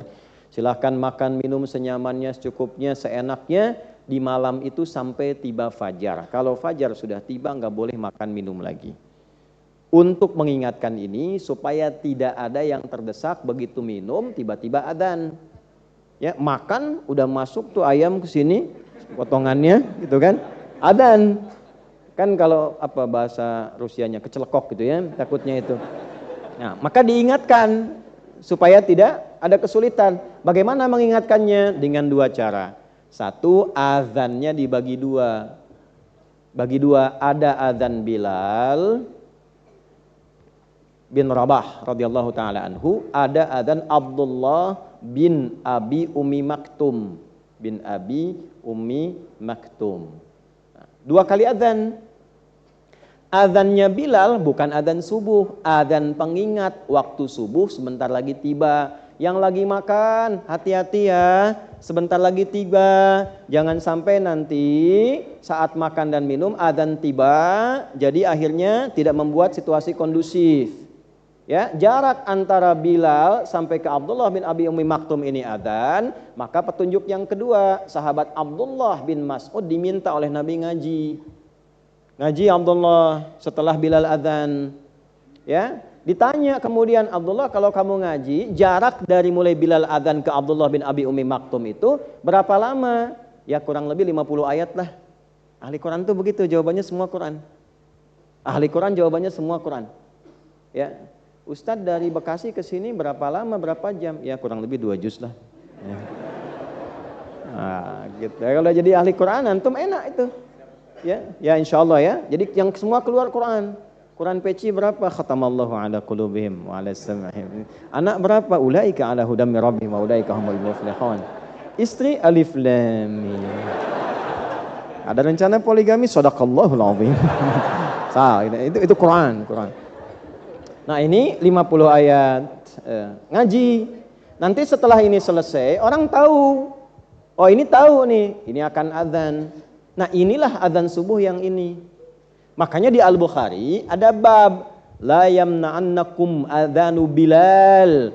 Tidak mencegahmu untuk terus makan dan minum sepanjang yang adzan masih Bilal. Kenapa? Karena belum tiba subuh. Tapi ada orang ngaji nggak baca syarahnya. Ya, lihatnya terjemah saja. Dan taunya Bilal itu muadzinnya Nabi. Sehingga disimpulkanlah kalaupun masih adzan masih boleh makan dan minum, ini menyalahi hukum. Jadi kalau ada orang masih makan dan minum saat adzan berkumandang itu batal puasanya, mesti qadha. Ya? Nah ini pengingat dulu ya. Tapi terlepas dari itu semua secara hukum fikih, lakukan puasa karena iman. Jelas sampai sini? Baik, ini ya yang paling utamanya. Jadi apa cirinya orang mengerjakan puasa karena imannya? Tuh. Tandanya apa? Ini kan wajahnya sama semua kan? Klaimnya sama. Sekarang kan berubah. Karena iman, karena Allah. Tandanya apa? Maka tanda pertama, bila puasa itu dikerjakan karena iman, teruskan hadisnya. Pakai hadis dulu. Subtopik yang ketujuhnya. Tadi kan subtopik 6 kan? Nah inilah jeniusnya Imam Al-Bukhari. Jadi satu bagian diterangkan satu hadis lagi, terangkan satu hadis lagi. Babun ajwadu makanan Nabi sallallahu alaihi wasallam yakunu fi Ramadan. Bab subtopik yang menerangkan tentang karakter Nabi yang sangat mulia, sangat dermawan, sangat indah yang terjadi di bulan Ramadan. Jadi kalau puasa itu dikerjakan karena iman, terlihat tanda-tandanya seperti yang ditunjukkan oleh Nabi ini saat puasa. Ya, kita baca. Bismillahirrahmanirrahim. Qala al-Imam al-Bukhari rahimahullahu taala haddatsana Musa ibnu Ismail, haddatsana Ibrahim ibnu Sa'd, akhbarana Ibnu Shihab an Ubaidillah ibn Abdullah ibn Utbah an Ibn Abbas radhiyallahu taala anhuma qala. Hadisnya dari sahabat Ibnu Abbas radhiyallahu taala anhuma dan beliau keponakan Nabi SAW, satu keluarga Nabi dan orang yang didoakan oleh Nabi dari sejak kecil sampai menjadi pakar Al-Qur'an, turjumanul Qur'an. Dan mufti dalam usia remaja. Dalam usia remaja Umar bin Khattab radhiyallahu taala anhu sudah mengangkat beliau sebagai mufti. Kana Nabi sallallahu alaihi wasallam adalah penampakan Nabi sallallahu alaihi wasallam ajwadan nasi bil khair. Beliau itu orang yang paling melimpah kebaikannya. Dari ujung kepala sampai ujung kaki. Jadi lihat wajah Nabi aja sudah bisa menyimpulkan ini orang terbaik. Kalau lihat orang dari wajahnya terus menyimpulkan ini orang baik, itu Nabi itu berlipat-lipat dari itu. Makanya banyak orang tuh yang keras jadi lembut, lihat Nabi aja jadi lembut tuh, Masya Allah. Yang jahat bisa jadi baik Pak, cuma lihat jadi baik. Ya. Nabi Yusuf kan diviralkan Nabi paling ganteng kan, yang pernah terlihat. Nah Nabi itu berkali-kali lipat dari itu cahayanya, berkali-kali lipat dari itu. Ya, Masya Allah. Nah kemudian wa kana ajwadu ma yakunu fi Ramadan, dan kebaikan itu nambah ketika Ramadan tiba. Jadi puasa yang dikerjakan karena iman melipat gandakan kebaikan yang biasanya kita kerjakan. Itu cirinya. Ya, kita baca dulu ya. Hina yalqahu Jibril alaihi salam, dan khususnya saat Jibril datang menemui Nabi sallallahu alaihi wasallam, wa kana Jibril alaihi salam yalqahu kulla lailatin fi Ramadan hatta yansalikha ya'ridu alaihi an-nabiy sallallahu alaihi wasallam al-Qur'ana fa idza laqiyahu Jibril alaihi salam kana ajwada bil khairi min ar-rihil mursalah. Khususnya ketika Jibril datang untuk mengecek Qur'annya Nabi sallallahu alaihi wasallam, ya, dalam kesempatan malam dicek. Kemudian dibacakan oleh Nabi Quran. Setelah mendapat Quran itu, cahaya Quran hadir dalam diri Nabi, dipraktikkan dalam bentuk perilaku, dan jadilah orang paling baik, paling dermawan. Saat puasa bertambah kebaikannya. Amalan siang untuk menunjukkan dikerjakan puasa pakai iman. Satu, iman ini membimbing tubuh dari ujung kepala sampai kaki jadi baik. Jadi ketika melihat, karena imannya aktif, maka pandangannya dibimbing oleh iman. Ini cirinya nih, nggak semua dilihat Pak, Bu. Ya, jadi nggak semua hal dilihat, imannya langsung membimbing pandangannya. Kan Anda mengatakan saya mengerjakan puasa imanan, karena iman karena Allah.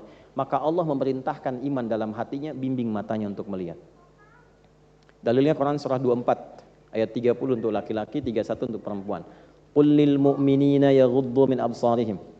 Ayat 31-nya, wa kullil mu'minati yaghdudna min absarihinna. Katakan pada pria-pria yang beriman, perempuan yang beriman, sekarang yang sedang puasa, kalau merasa puasa dengan imannya, maka nanti iman membimbing matanya. Dari mata dulu dibimbing. Jadi yang harus dilihat, ini nggak boleh dilihat. Jadi kebiasaan 11 bulan, saat melihat itu bisa nyaman, saat Ramadan tidak. Dilatih, sehingga 11 bulan berikutnya dipraktekkan. Ya, bukan Ramadan aja, habis itu hilang lagi misalnya kan. Nah, ini tanda tidak diterima puasa. Jadi dilatih. Oh, ini yang harus dilihat tuh ini. Ada gambar yang nggak baik, imannya langsung aktif, langsung dipalingkan. Jelas? Kelisan begitu. Mau bicara ditimbang dulu, imannya jalan. Ini nggak usah diucapin, ini nggak bagus. Tapi saya diprovokasi, katakan pada dirimu, engkau sedang puasa. Nggak usah dibalas. Tuh ya. Dibikin status nggak enak tentang kita, mau balas, jangan kata imannya. Kamu sedang puasa. Tulis saja gitu kan. Ya, semoga Allah berikan kebaikan, semoga puasa kita diterima. Itu aja. Jadi langsung dipandu sama imannya.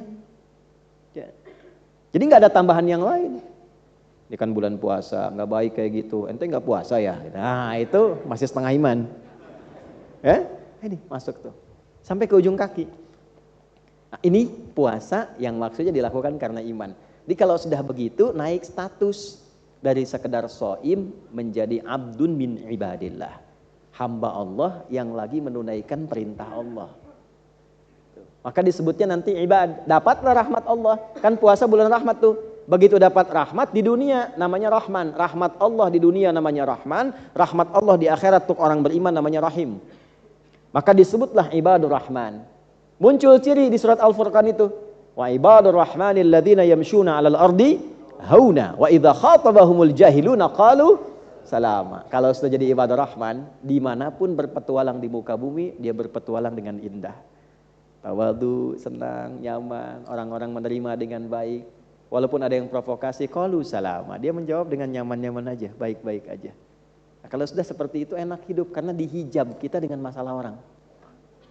Jadi orang-orang yang mencela kita misalnya, misal dicela nih, terus kita maafkan, urusan kita dengan dia dihijab oleh Allah, selesai. Jadi kita nggak kepikiran. Tapi orang itu sebelum dia minta maaf kepada kita, tetap terhitung salahnya sampai kiamat. Jelas? Nah, jadi kita diringankan bebannya. Tapi orang-orang itu terus nanti nambah lagi, nambah, sepanjang tidak selesai. Jadi hidupnya itu enteng, ringan, itulah iman. Nah iman itu membuat hidup lebih ringan. Ya hari kedua tuh, coba dites. Merubah jadi baik belum? Ya, sampai level tertingginya nih Nabi yang sampaikan. Tapi ini nggak bisa kita sampai situ. Sampai kebaikan dan kelembutan Nabi mengalahkan angin yang bertiup sepoi-sepoi. Tuh di luar ada kipas angin tuh, sepoi-sepoi, samping tiang, plek, gitu. Nempel ke tembok, plek, ya kan? Ya, kalau dia ada saung-saung, kalau orang Sunda nyebutnya ambenan gitu kan, bikin terus angin sepoi-sepoi sambil tiduran, lembut, tidur aja kan. Ya, saya pernah di Arab lihat burung ngantuk Pak, burung ngantuk bayangkan. Ya begini tuh, jatuh, betul serius, ngantuk burung ngantuk pernah lihat itu. Jatuh sadar keplak sedikit jatuh plak gitu kan, pingsan, gitu. Itu saking dapatnya angin yang enak gitu. Nah, lembut kan? Nabi itu kalau sudah Ramadan, kelembutannya mengalahkan angin kualitas tingkat lembut paling tinggi. Kayak kalau orang ketemu Nabi itu, Ramadan itu sudahlah. Ya. Jadi kita baca hadisnya aja udah kangen gitu kan, baca hadisnya udah pengen niru. Nah kita nggak bisa sampai ke titik itu, tapi kita bisa merubah diri kita untuk beda dari sebelumnya. Beda. Sebelum Ramadan tuh masih kasar, ya Ramadan lembut lah. Sebelum Ramadan kata-katanya belum terukur, ya Ramadan kita tata lah. Karena siapa? Bukan karena istri, bukan karena suami, bukan karena anak. Karena Allah, saya punya Tuhan. Malu sama Allah. Jadi suami berubah itu bukan karena istrinya pengen berubah. Karena Allah, saya punya Allah, ini saya dihisab nih. Demikian untuk semuanya. Nah, ini satu. Nah, jadi ini pembuktian pertama, kalau puasa dikerjakan karena iman, maka yang keluar dari tubuh kita terjadi perubahan positif. Ya. Nah, kalau amal-amal yang lain itu otomatis. Apakah dengan harta sedekah meningkat? Yang standar meningkat juga sedekahnya. Karena Ramadan itu unik. Ya, kalau selain Ramadan itu yang minta depan mata belum tentu dikasih. Ramadan itu dicatat, ini fakirnya berapa, miskinnya berapa, yang yatim ada berapa sekitaran tempat. Bisa dicatat. Itu masih tahap standar. Kalau sudah melampaui itu melampaui batas-batas standar. Dia bahkan mencari, bahkan di tempat-tempat yang kadang orang nggak sampai ke situ, nggak harus orang tahu dan sebagainya. Tapi perubahan. Mohon jangan ukur figur lain, figur kita pribadi saja masing-masing. Cara ngukurnya jangan compare Anda dengan Ustadz Fulan, dengan Ustadzah Fulanah, bukan. Diri kita aja dari sebelum puasa dengan hari ini. Ada perubahan nggak? Ya, standarnya kita aja dari ujung kepala sampai ujung kaki. Maka hari pertama, kalau saya sih suka memotivasi diri begini, setiap hari keluarkan latihan 1. Kemarin misalnya untuk pikiran dulu supaya berpikir positif. Nanti kalau sudah tekad begitu pasti diuji. Pasti. Ya kalau nggak diuji nggak ketahuan perubahannya. Ya. Nanti hari kedua sekarang berlatih misalnya di pandangan mata, jaga. Latihan sampai merasakan kenikmatan memandang dengan iman. Besok pakai lisan, buat lisan. Terus sampai masa sebulan gak ada yang berubah di tubuh kita. Ya. Jelas sampai sini? Alhamdulillah.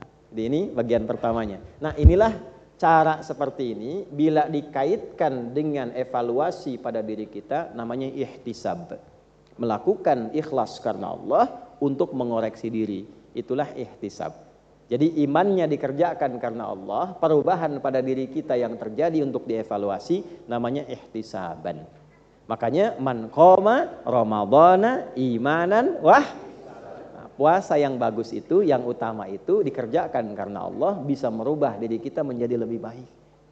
Ya, ketika dihisab namanya muhasabah untuk diri kita. Di kiamatnya hisab. Usaha sungguh-sungguh untuk mengevaluasi diri, menghisab diri, itu ihtasaba, yahtasibu, sifatnya disebut ihtisab. Jadi ada hasiba yahsabu atau yahsibu, ada hasaba yuhasibu, ada ihtasaba yahtasibu.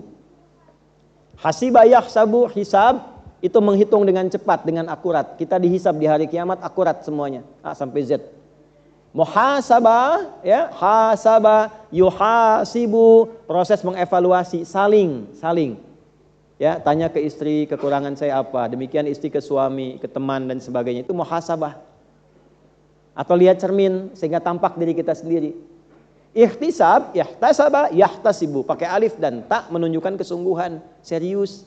Jadi kalau pengen puasa pakai iman ya serius, nggak bisa setengah-setengah. Pengen berubah lisannya jadi baik, serius perbaiki. Nanti setelah itu Allah kirimkan ujian. Tumben nih bahasanya berubah. Nah, itu ujiannya. Nah, balasnya gimana nanti tuh? Akan selalu begitu. Kalau kita sudah komitmen pakai iman, pasti ada ujian. Gak mungkin gak ada ujian. Bapak Ibu tahu dari mana anaknya lulus dengan nilai yang bagus? Ujian kan? Berhasil belajar di sekolah, ujian kan? Kita juga nggak akan diketahui lulus dari pelajaran ini kalau belum ujian. Jadi kalau sekarang komitmen saya akan menerapkan ini, pasti ada ujian. Pulang ke rumah senyum, ya kan? Istri pulang pas ikut ngaji, suami qadarullah belum sempat, pulang ke rumah jadi sopan. Tumben kamu begini. Nah, ada ujian. Responnya gimana tuh? Nah, kalau jawabnya ketus berarti belum lulus materi ini. Makanya ngaji. Kan?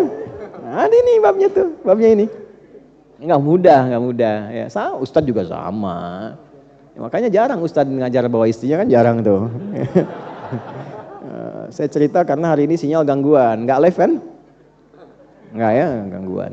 Alhamdulillah, tapi direkam. Nanti insya Allah besok atau kapan nanti naik tayangan ini insya Allah. Jangan diedit yang ini ya, biar aja nanti lihat. Nggak apa-apa. Ya, alhamdulillah kan saling ingatkan, kan kita pertama mengamalkan. Kalau ingin baik pasti diuji, nggak mungkin nggak ada ujian. Jadi ketika Allah kirimkan ujian, itu ingin merubah kita jadi baik. Kalau ujiannya harta, berarti harta kita ingin ditata oleh Allah sehingga keluar yang baik-baiknya. Yang jeleknya hilang, yang baik muncul. Kalau ujian di rumah tangga, pasti ada masalah. Bohong kalau ada orang hidup berumah tangga nggak ada masalah tuh bohong. Kalau nggak pernah berantem tuh bohong. Ya, hadis Nabi aja ada kok masalah. Nabi orang paling baik, paling takwa di muka bumi, dikirimkan masalah di rumah tangga. Anda bukan Nabi. Statusnya bukan yang terbaik dalam pandangan Allah. Kami nggak ada masalah, bohong. Pasti ada. Itu dikirimkan supaya sakinah muncul. Walaupun istri Anda namanya sakinah. Supaya muncul. Ya, mawaddah, rahmah, supaya keluar. Kalau nggak ada itu mawaddah nggak akan muncul. Antum kalau nggak diuji dengan sulitnya cari pekerjaan, nggak akan keluar sifat mawaddah. Perjuangannya apa? Kenikmatan meraih itu apa? Nggak akan bisa cerita. Ya, orang-orang sukses itu kan kalau ceritanya bukan kesuksesannya, cerita perjuangannya. Silahkan Anda cek orang-orang kaya-kaya sekarang. Kalau dia podcast, dia cerita, dia nggak akan pernah cerita saya punya ini, akses dia begini, dia akan cerita tentang pengalaman perjuangan masa lalunya. Yang mahal tuh itunya, teman-teman. Jadi ketika diuji, berbahagialah. Terima kasih ya Allah. Kau titipkan ujiannya kepadaku bukan pada yang lain. Kau percaya denganku. Aku akan tunjukkan bahwa aku akan menjalani itu dengan sungguh-sungguh. Ini ihtisaban. Sungguh-sungguh. Nah, jangan yang punya utang antum suruh ustadz yang lunasi. Ya, ujiannya kan antum lulus. Jangan yang masalahnya antum punya ya dibebankan pada orang lain. Konsultasi, minta pendapat, bagus. Minta arah, bagus. Tapi untuk menghadapinya, nih, saya akan kerjakan, saya akan lakukan. Gak mungkin Allah kirimkan ujian kalau tidak diberikan cara menyelesaikannya. Ini ihtisaban namanya. Nah makanya yang pertama iman dulu, harus merasa punya Allah dulu. Kalau itu kurang, nanti pesimisnya banyak. Jelas di sini? Nah untuk bisa memaksimalkan dua ini, niat wa niyatan, niatnya mesti benar. Makanya 3 tadi, 1 imanan, 2 ihtisaban, 3 wa niyatan, niat yang benar. Jadi kalau standar mau besoknya puasa, kita bisa puasa siapkan, bisa niatnya dilafadzkan untuk menguatkan, ya. Nawaitu shauma ghadin an ada'i fardhi syahri ramadhan hadhihi sanati imanan wa ihtisaban lillahi ta'ala. Mau di hati dikuatkan, jazamkan, boleh, tanamkan pada hati kita. Kemudian siapkan makan sahur untuk menaati Allah dan Rasul. Mulai dari situ baru tanamkan ini. Benarkan dulu niatnya. Kalau cuma standar dibacakan selesai. Niat yang benar itu ini Bapak Ibu. 1 at-takhalli namanya. Takhalli. Takhalli. Ini ulama banyak membahas ini. Takhalli itu dari kata takhalla, ya takhalla. Sudah? Berusaha mengosongkan, menghilangkan hal-hal yang tidak baik yang ada dalam hati. Ya, hal-hal yang tidak baik yang ada dalam hati. Karena niat tempatnya dalam hati. An-niyatu mahalluha fil qalbi. Tempatnya di sini. Nah, ini mesti bersih. Kalau nggak bersih nggak keluar imannya. Kalau nggak kebersih nggak keluar ihtisabnya. Maka yang pertama stepnya takhalli, hilangkan dari sifat-sifat yang kotor dulu. Pesimis. Masa mau puasa Allah sudah bentangkan banyak manfaat, orangnya pesimis, hambanya pesimis, itu nggak tepat. Jelas? Sifat-sifat kurang baik yang biasa-biasa ada di hati, niatkan untuk memperbaiki itu. Masing-masing sudah punya pandangannya sendiri. Karakternya dibaca masing-masing. Nah, niatkan untuk memperbaiki itu. Saya mau puasa dengan iman, berjuang mengevaluasi diri, niatkan dalam hati, ya Allah, jadikan dengan puasa ini sifat-sifat kurang baik saya itu bisa hilang. Ya saya ajarkan doa ya, saya ijazahkan doa ini nih. Boleh Anda ikuti, ini kan direkam juga, nanti kalau lupa bisa diputar rekamannya kembali. Ya enggak perlu semua naik handphone, nggak apa-apa ya. Atau nggak apa-apa untuk yang bab ini boleh handphonenya naik, tapi setelah ini turun lagi. Ya. Allahumma ati anfusana taqwaha wa zakkiha anta khairu man zakkaha anta waliyuha wa maulaha. Itu ya. Ini diantara doa khatmul Quran. Itu masuk doa ini karena orang yang Qurannya bagus pasti hatinya bersih. Ya, ahli Quran itu diukur bukan berapa banyak hafalannya, bukan karena hafal ini itu dengan halaman, bukan. Petunjuknya hatinya bersih. Tsumma awrathnal kitaba alladziina istafaina min ibadina faminhum zalimun li nafsihi wa minhum muqtasid wa minhum sabiqun bil khairati biidznillah. Dzalika huwal fadlul kabir. Itu yang di surat Fatir ayat 32. Ahli Quran itu cirinya bersih hatinya, gemar berbuat baik karena diberi keutamaan oleh Allah, bukan karena hafal Qurannya, tapi Quran merubah dia menjadi pribadi yang baik. Maka di antara doa khatmul Quran itu salah satunya, Allahumma ati anfusana taqwaha wa zakkiha anta khairu man zakkaha anta waliyuha wa maulaha. Ya Allah, anugerahkan kepada diriku anugerah kebersihan hati. dengan meningkatkan sifat takwa di dalamnya. Dan mohon sucikan hatiku karena engkaulah pemiliknya. Engkau penguasanya dan engkau penggeraknya. Nah, ini salah satu doa yang saat kita memulai menunaikan puasa, di sela-sela kita menunaikan sholat, setelah selesai doa, baca doa itu. Alhamdulillah. Ya, kalau malam kan ada lagi dari Nabi ke Sayyidah Aisyah ditalkinkan. Ya, Allahumma innaka afuwun karim, tuhibbul afwa fa'fu anna. Ada yang riwayat enggak pakai karim, Allahumma innaka afuwun tuhibbul afwa fa'fu anna. Saya gunakan dhamirna itu untuk semua. Jadi kalau saya suka menyertakan begini, kalau disebutkan na, siapa yang dimasukkan ke situ? Kalau i sendiri, Allahumma ati nafsi taqwaha untuk diri pribadi, maka kenali yang kurang baiknya apa. Maksudnya begini, ya Allah, mohon anugerahkan padaku kebersihan hati dengan meningkatkan takwa. Bayangkan sifat yang jeleknya apa pada diri kita masing-masing. Nanti minta dibersihkan sama Allah itu. Nah, kalau disertakan Allahumma ati anfusana, sertakan istri, sertakan sifat yang kurang baik di suami, di anak-anak bagaimana supaya Allah rubah. Nah, cara merubah itu memperbaiki diri kita sendiri. Ya, kalau anak-anak pengen baik gampang, orang tuanya jadi baik dulu. Gampang itu. Jadi baik orang tua, anak ikut baik. Insyaallah, ya insyaallah rumusnya begitu. Ya, anak-anak dirawat oleh Allah di surat Kahf itu kan, ketika kemudian diberikan kebaikan, kalimat Qur'annya apa? Wa kana abuhuma shalihah. Orang tuanya orang baik. Jadi ketika orang tua jadi baik, anak ikut baik. Jadi kalau anak jadi kurang baik, jangan marah dulu ya. Coba apa yang dikerjakan yang kurang baik sebelumnya sehingga anak bersikap begitu. Paham ya? Insyaallah. Nah, itu niat. Jadi takhalli. Yang kedua tahalli, menghiasi. Ya, menghiasi keadaan hati itu dengan meningkatkan amal soleh. Jadi untuk menghilangkan yang salah, kenapa tadi saya tulis itu? Ya, kalau salah pengen hilang, solehnya mesti naik. Walaupun nama Anda Pak Soleh. Tuh kan? Salahnya pengen hilang, solehnya tingkatkan. Makanya tadi minta kepada Allah bukan hanya dibersihkan tapi ditingkatkan takwa. Takwa itu temannya amal soleh. Makanya kalau iman ketemu amal soleh pasti ujungnya takwa. Takwa dibuka pasti ketemu iman amal soleh. Contoh, takwa pertama di Al-Baqarah ayat 2. Dzalikal kitabul la hudal lil. Siapa orang takwa di sini? Ayat 3-nya. Alladzina yu'minuna bil iman wa yuqimunas amal soleh. Puasa, ya ayyuhalladzina iman kutiba alaikumus amal soleh kama kutiba alal ladzina min qablikum la'allakum taqwa. Itu rumus. Kalau dibikin persamaan, takwa sama dengan iman plus amal soleh. Ya, demikian. Jadi kita bisa menggunakan tahalli, hilangkan dari sifat-sifat yang kotor, berdoa dulu, evaluasi diri kita, terus tahalli, hiasi dengan amal soleh.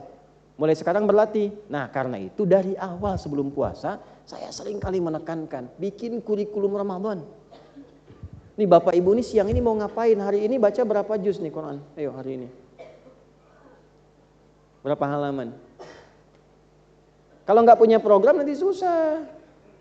Ya, yang ahli-ahli Quran itu minimal tuh ya, setiap sholat itu pasang 1 juz misalnya. Ya, subuh, zuhur, asar, maghrib, isya. 5 juz per hari itu. Yang sudah biasa ya, yang sudah biasa, yang bacanya sudah bagus, sudah enak. Dibagi 2, sebelum sholat, setelah sholat, sebelum subuh, habis sahur, setengah juz, kan sebentar. Setelah subuh, setengah lagi. Zuhur, 1 juz lagi. Kalau kemarin mulai Sabtu, itu setiap 6 hari langsung khatam. Ketemu Jumat sudah khatam, tinggal doa khatmul Quran. Kan Sabtu 5 juz, Ahad 5 juz, Senin 5 juz, Selasa 5 juz, Rabu 5 juz, Kamis 5 juz, 5 kali 6, 30 juz. Jumatnya tinggal baca Al-Kahf, malamnya Yasin, Al-Kahf, Al-Mulk, kemudian doa. Enak begitu. Ya, nah belum dapat ke situ, turunkan misalnya sehari saya 1 juz, bagi 5. Itu gampang nanti bacanya Bu. Ya, ingin mulai, niatnya ikhlas. Jangan lihat bisa tidaknya, lancar tidaknya. Nabi mengatakan yang belum lancar pun diberi 2 pahala. Pahala kesungguhan pengen bisa baca, pahala dari hasil bacaan 2 kali. Ya. Walladzi yatata'ta wa huwa syaqqun 'alaihi atau kama qala sallallahu alaihi wasallam falahu ajran. Siapa yang berusaha pengen bisa ngaji sampai bisa ngaji, itu diberikan 2 pahala oleh Allah. Keinginan kesungguhannya plus hasil bacaannya. 2 kali pahala. Targetnya begini misalnya 1 juz.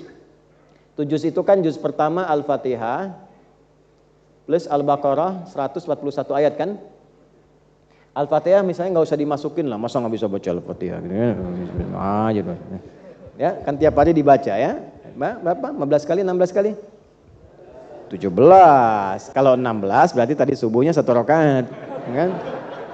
Pasti 17. Ya. Nah, sekarang lihat rumusnya nih, lihat rumusnya. Ambil yang 141 aja. Ini kan 1 juz itu 141. 10 lembar 20 halaman kan? Kalau mau pakai per ayat gini, 141 bagi 5 waktu sholat. Berapa? 28 lah cepet ya kurang lebih. Benar nggak?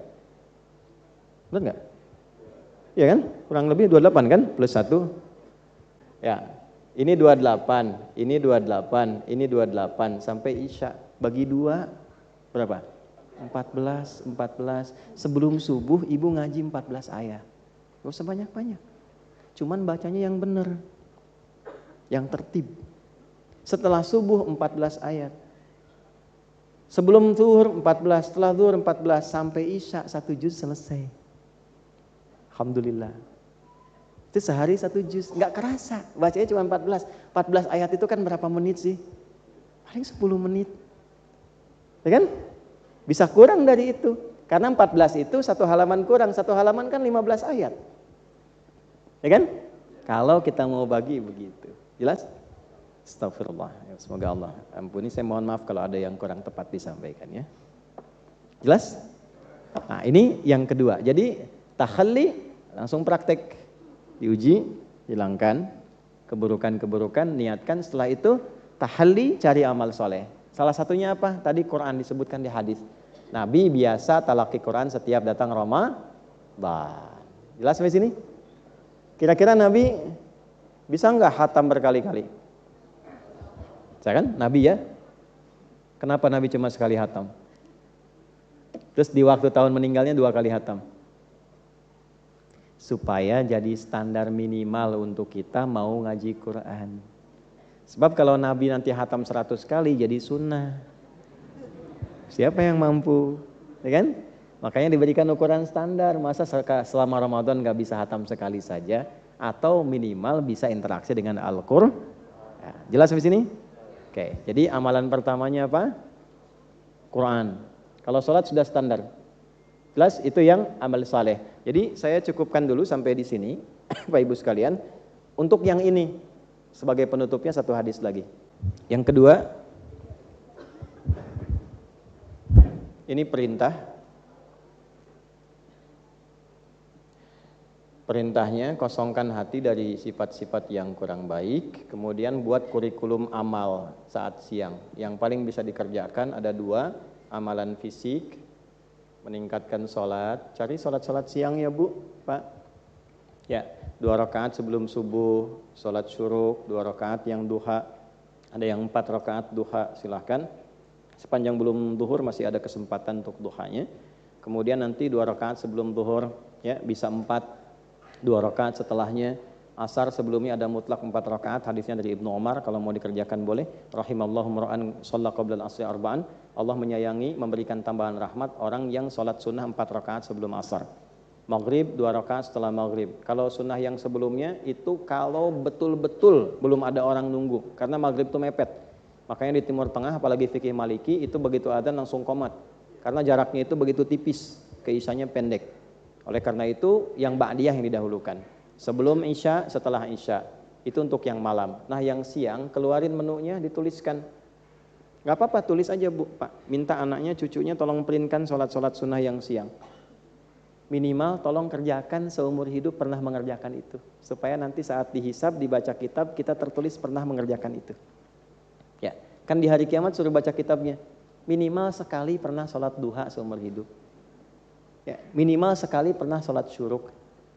Minimal pernah dalam sehari, alhamdulillah lengkap rawatibnya, gak ada yang hilang. Ya, coba usahakan itu. Ya, minimal insya Allah di buku hisab kita pernah mengerjakan amalan-amalan ini, latihan.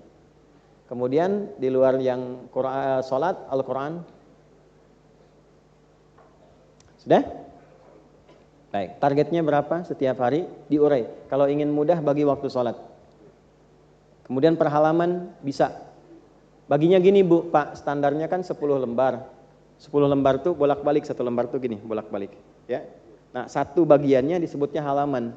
Jadi 1 juz itu 20 halaman, 10 lembar. 1 halaman 15 ayat. 1 halaman berapa ayat? 15 ayat. Jadi kalau Bapak Ibu ingin bagi, misalnya dibagi waktu sholat, ini kan ada 5. 10 bagi 5, 2. Setiap 1 waktu sholat 2 lembar. Bagi sebelum sholat 1 lembar, setelah sholat 1 lembar. 30 ayat. 30 ayat, 30 ayat. Maka malam selesai 1 juz, 1 juz. Jadi kalau misalnya 1 menitnya 1 ayat, walaupun agak kebanyakan ya, alif lam mim kan gak mungkin semenit tuh. Ya, maka kurang lebih 20 menit untuk ya 1 bagian ini. 2 lembar, 2 lembar, 2 lembar, insya Allah kalau begitu caranya ringan. Tapi kalau ibu ngambil 1 waktu aja, ngajinya habis taraweh, kumpul bareng-bareng ngaji, nggak apa-apa. Cuma nanti bebannya makin banyak. Tapi kalau ibu bagi 5 waktu ini, insya Allah makin ringan, nggak kerasa tiba-tiba malam udah khatam 1 juz, malam 1 juz. Jelas? Alhamdulillah. Kedua, amalan harta. Pembuktian iman. Kalau biasanya saya suka motivasi diri bikin anggaran Ramadan. Ya, nggak ngelihat banyaknya. Misalnya untuk 30 hari 1.000 per hari. Nanti keliling mana 1.000 untuk menyampaikan yang 1.000 ini. Cari, sampaikan mana. Yang penting apa? Yang penting memenuhi ini aja tuntutan keimanan. Ya kan ada ibadah harta tuh, apa yang bisa kita berikan? Ya kan? Kalau nggak ada itu apa? Berbagi. Ada kan hadis tentang bagi kurma, bagi minuman walaupun seteguk. Ini apa? Pembuktian iman aja. Untuk menunjukkan bahwa saya hamba Allah, ada karunia besar, saya pengen berbagi walaupun sehirup air. Jelas di sini? Oke. Aspek yang keduanya yang harus ditinggalkan. Saya tutup dengan hadis yang terakhir ini. Subtopik nomor 8, hadis nomor 1903. Bismillahirrahmanirrahim. Babu man lam yada' qaula az-zuri wal 'amala bihi fi as-shaumi. Qala al-Imam al-Bukhari rahimahullahu ta'ala haddatsana Adam ibnu Abi Iyas haddatsana ibnu Abi Dhib haddatsana Sa'id al-Maqbari an abihi an Abi Hurairah radhiyallahu ta'ala anhu qala qala Rasulullah sallallahu alaihi wasallam man lam yada' qaula az-zuri wal 'amala bihi falaysa lillahi hajatun fi an yada'a ta'amahu wa syarabahu. Awas, hati-hati ya, hati-hati. Nabi SAW menyampaikan, siapa yang selama puasa tidak mampu mengontrol kata-katanya, sehingga selalu mengeluarkan kata-kata yang tidak baik. Ya, qaula zuri itu kata-kata kotor yang sifatnya provokatif. Ya, bisa 2 objeknya, bisa ke diri pribadi, bisa ke orang lain. Jelas? Ya, kata-kata yang nggak bagus karena semua rata-rata bermula dari lisan. Nah, sekarang pindah lisan punya juru bicara. Tangan, jari ini. Story, status, ya, tulisan. Siapa yang masih dalam Ramadan belum bisa mengontrol juru bicara dari tubuhnya, mau lisannya, mau tangannya sekarang, atau ekspresi bagian dirinya, dan dia tetap mengerjakan itu selama puasanya, maka Allah nggak butuh puasanya. Aku nggak peduli dia ninggalkan makan, dia ninggalkan minuman, nggak dihitung oleh Allah. Jadi ini yang disebut oleh Nabi sallallahu alaihi wasallam, rubba shaimin laisa lahu min siyamihi illal ju' wal atas. Atau kama qala sallallahu alaihi wasallam. Ada orang yang kelihatannya puasa tapi nggak dapat apa-apa dari puasanya kecuali terlihat menahan lapar dan haus saja. Maka bab perintah ini yang tadi yang kita bahas, bab larangannya, kontrol diri kita. Kalau merasa menunaikan puasa dengan iman, maka tolong kontrol diri ini. Kalau mau berkata, timbang dulu. Kalau mau berekspresi, lihat dulu. Ada sesuatu yang kurang baik, cepat perbaiki. Ingat Allah. Biasanya kalau iman sudah aktif, kalau ada yang keliru, imannya aktif, langsung dia koreksi itu. Ya, langsung dia rubah dan seterusnya. Jelas sampai sini? Nah, inilah apa yang kita dapatkan dari hadis yang pertama tentang keutamaan Ramadan. Alhamdulillah kita mulai di hari yang kedua ini. Kalau ini bisa kita kerjakan, maka anugerahnya sebelum pahala diberikan, ghufira lahu ma taqaddama min dzambi. Karena orang ini mau mengevaluasi ujung kepala sampai ujung kakinya, dia merubah dirinya, dia lakukan karena Allah, maka Allah meridhai amalannya. yang Allah turunkan semua dosa-dosanya diampuni oleh Allah Subhanahu wa taala.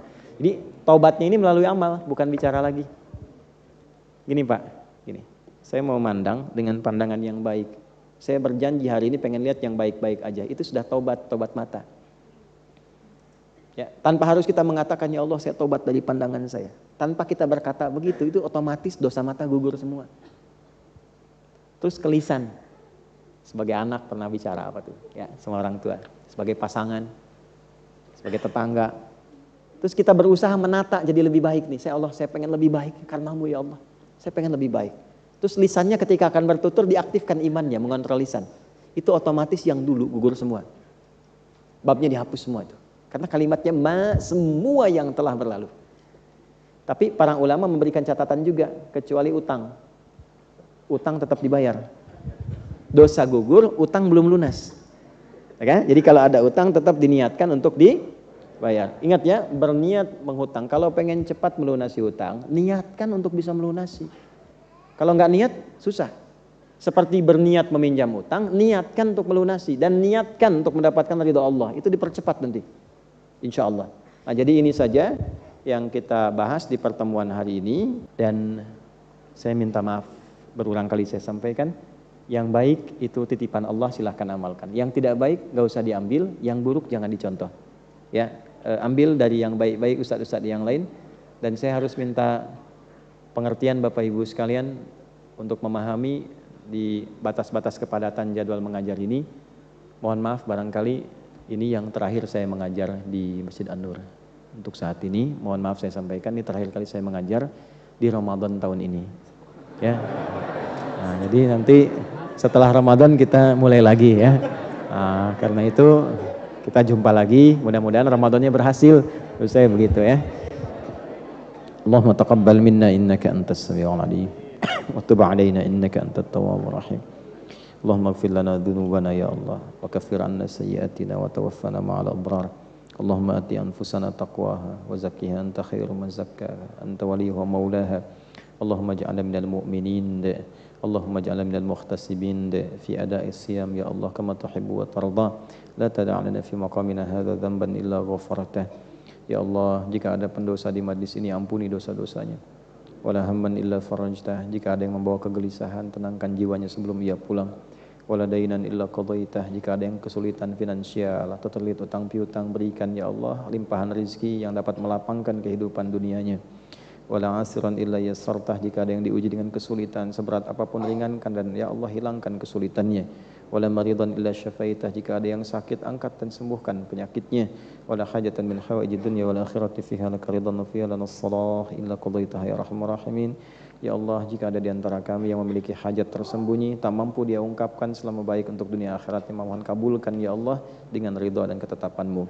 Allahumma bifadlika subhana rabbika rabbil izzati amma yasifun wa salamun alal mursalin subhanakallahumma rabbana wa bihamdika asyhadu an la ilaha illa anta nastaghfiruka wa natubu ilaik. Alhamdulillahi rabbil alamin.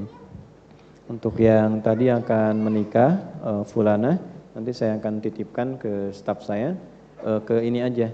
Mas Nosa coba berdiri, Mas Nosa berdiri. Nah, udah ya. Nengok berdiri aja, berdiri dulu, berdiri. Nah, ini wajahnya, nengoknya cepat ke belakang, balik lagi. Cepat. Ini dah ya. Nanti mas-mas itu ya, nanti yang akan kontak untuk menyampaikan mushaf. Kemudian yang kedua, yang tadi konsultasi yang penjaga toko, nanti saya titipkan via Mas Tosa aja. Ya, seperti jumlah yang tadi saya sebutkan. Ketika diterima hitung dulu ya, kalau kurang tanggung jawab ya. Assalamualaikum warahmatullahi wabarakatuh.